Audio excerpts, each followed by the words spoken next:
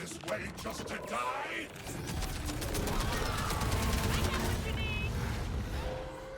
Clean.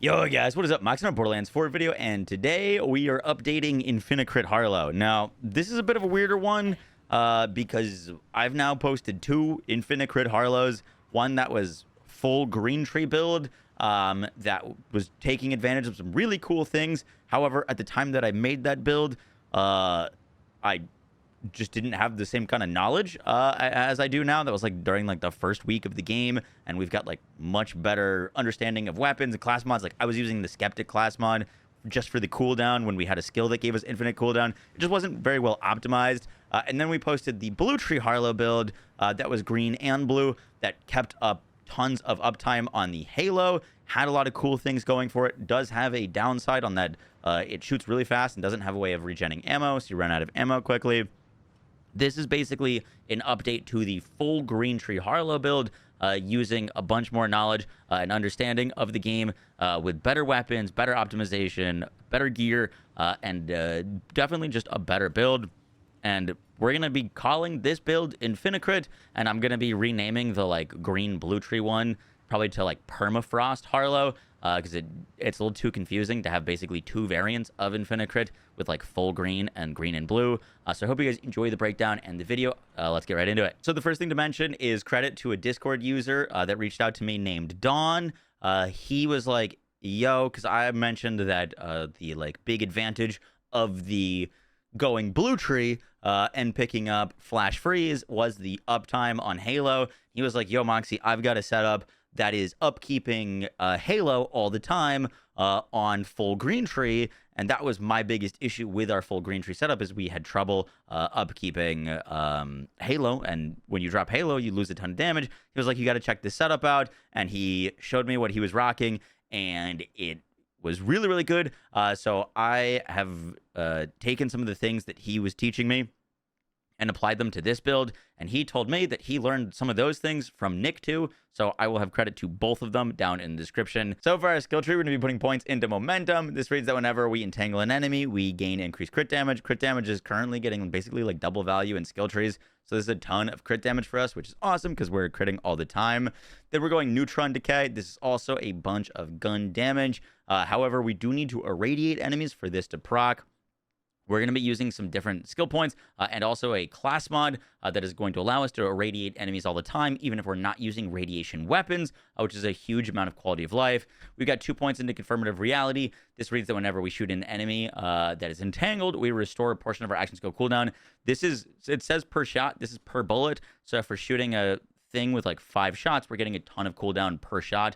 This allows us to basically have 100% uptime on our action skill, one of Harlow's best skills and all 3 of her trees, honestly. Put the rest of the points into creative overflow for the extra gun damage. We'll basically always have overshield on this setup, so it's even more gun damage for us. Then we're working down the left side to decoherence. Now, this is an interesting skill. This reads that Harlowe deals increased damage with all sources to entangled enemies. Enemies inside of her flux generator take further increased damage. this entangled enemy damage bonus is 25% increased damage to a single target. So this is a 25% increase for bossing, basically, which is nuts. However, the 25% is multiplicative with this 7% shared damage. So you're only dealing like 9% more shared damage to enemies, but you're dealing 25% increased damage to single targets. I didn't realize how good this skill was, but actually helps us out with bossing, which is really, really cool. And then we get points into feedback loop.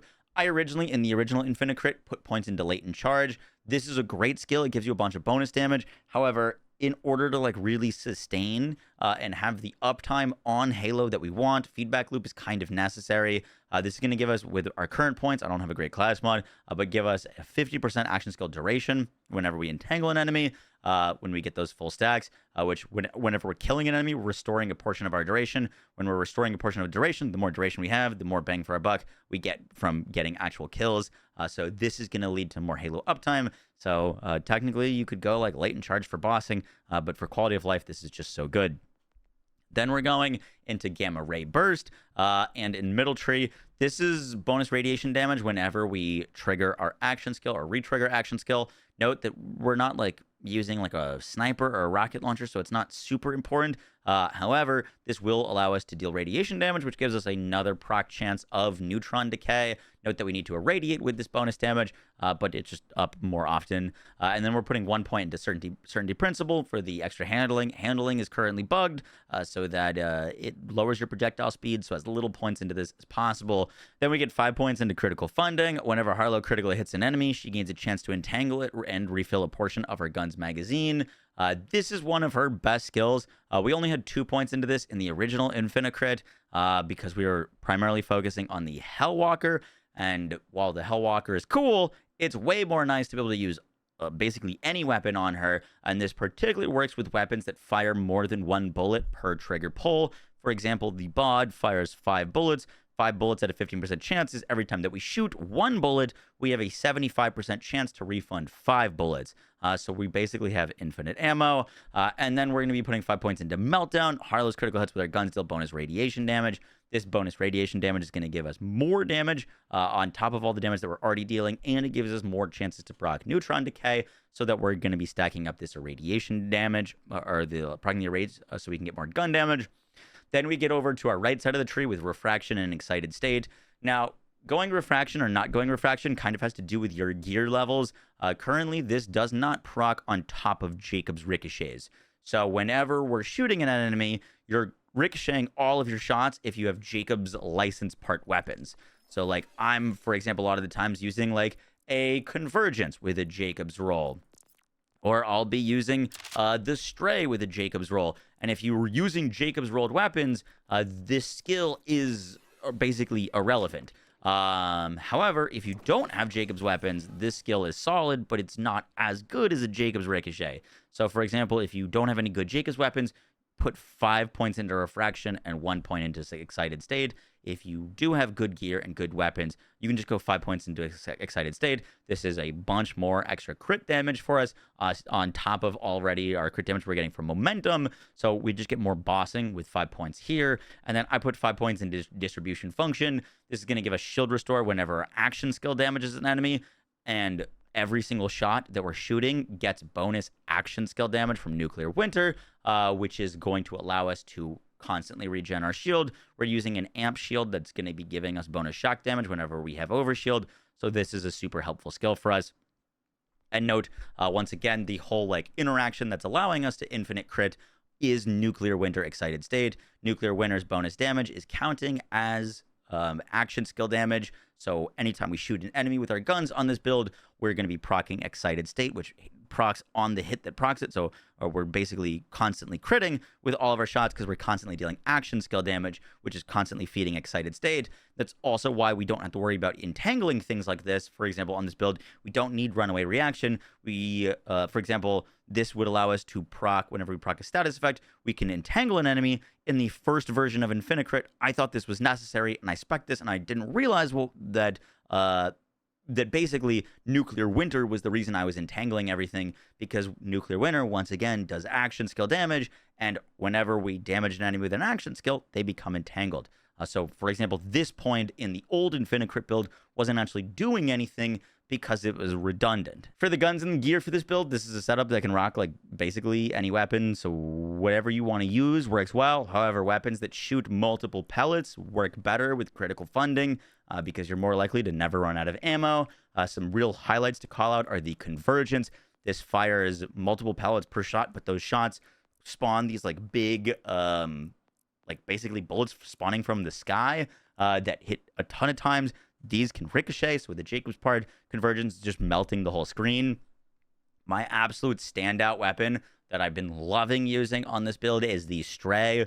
The Stray hits really hard. It fires multiple bullets, and it can roll with Jacobs. This homes in on enemies, so you can just run through an area just holding down the trigger. I got mine with Ripper, so I just hold down the trigger, and bullets just go everywhere. Don't even have to look at enemies, and everything around me is dying. The Midnight Defiance is also ridiculous on this setup. Fires additional projectiles that can ricochet. And then lastly, the bod. This is the one I was using for most of our boss kills.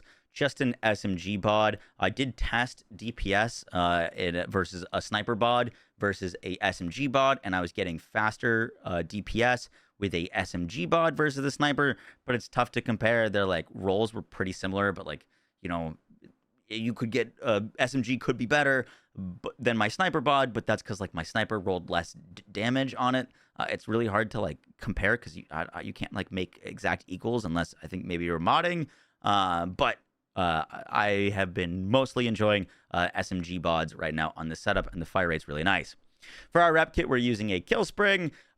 Just got blood siphon on this so that whenever we kill enemies, we get extra healing. This healing will go to our health most of the time because our shield is going to be going up and down constantly. We're using the artillery fuse grenade. This is a grenade that can roll in multiple elements, but it basically fires out tons of different projectiles with a decent chance to irradiate enemies. If you want to use Ordnance on this build, it's absolutely not needed. But if you want to, it's a cool option. It's going to have enemies irradiated more often, which is important for the upkeep of our neutron decay. For our class mod, we're going to be using the Biorobot class mod. This, in my opinion, is the best class mod for this setup.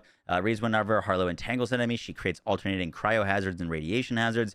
These hazards are great, one, because radiation hazards are another way that we can proc our neutron decay without having to use radiation weapons, so we just get more options. And like point for point, it just gives us a ton of uptime because it can spec sustained reaction. Sustained reaction at 3 out of 3 points is 15% action skill duration per kill. If we were going into control group, we're getting a maximum of 10% duration on kill. So for 5 points, we are getting less than what we're getting with 3 points, and then the rest of our points we could technically get into feedback loop for even more duration and even more sustain. So I'm using the Biorobot. Just works out really, really well with this setup. For our shield, I've got a Watts for Dinner on. Watts for Dinner can roll amp. This one rolled amp with siphon, which allows us whenever we deal damage, we have a chance to get extra overshield, and we're amping our shots and get bonus shock damage whenever we have full overshield. Watts for Dinner, in my opinion, is just the best shield in the game, and it works perfectly on a setup like this because we are constantly amping basically every single shot. And then for your enhancement, it kind of depends. For bossing, if you're using the bod, I was rocking this accelerator. This gives guns with dataless licensed parts a fire rate increase. Fire rate's really, really nice on this setup because on bossing, you don't really have time to fully stack up an entire Halo. You don't really want to be doing it every single run, fully stacking Halo. So this just gives you fire rate out the gate. And because you can use the bod, it doesn't really matter what passives you roll as long as you roll gun passives. Gun damage, shotgun damage, and sniper rifle damage all apply to the bod. This could be pistol, it could be AR, it could be sniper crit, sniper damage, gun damage. Like literally, like any sort of rolls that you can get will most likely benefit the bod. So just kind of ridiculous, easy to get something like this, and it just absolutely massively multiplies our damage. For like actual mobbing, most of the time I'm rocking like a Jacob's enhancement. I think the hat trick is technically the god roll for like bounce pass for extra ricochets plus sequencer, which gives us stacking bonus damage whenever we crit with Jacob's weapons. This is like a freaking ridiculous roll. I got that one from our Discord. But yeah, most of the time for bossing, I'm using the accelerator enhancement for a bunch of extra damage. For specializations, we're rocking Riddle You This. This gives us stacking gun damage whenever we deal gun damage. In the Zone gives us stacking gun and crit damage whenever we're aim down sights. We just aim down sights on bosses. And then we're in Daredevil for I Am a Gun and a Honed Mind. Remember that our Nuclear Winter is dealing action skill damage as bonus damage, and so it can benefit from I Am a Gun and a Honed Mind, which makes our bonus damage do even more damage. So that's really nice. It would be sick to have enough points to get the best defense for 30% damage dealt, while our shields are health is full, which is basically all the time. However, I just don't quite have enough points for that. For our firmware, I'm rocking Deadeye to give us even more gun crit damage and the stacking gun crit, as well as High Caliber. High Caliber's gun damage is multiplicative. This is additive with gun damage on your enhancements. So if you have gun damage on your enhancements, this is a little bit less impactful, but it is still a multiplier, which is why we're using it over basically anything else. Guys, that's going to do it for the video. I hope you enjoyed. I will catch y'all in the next one. Take care. Peace.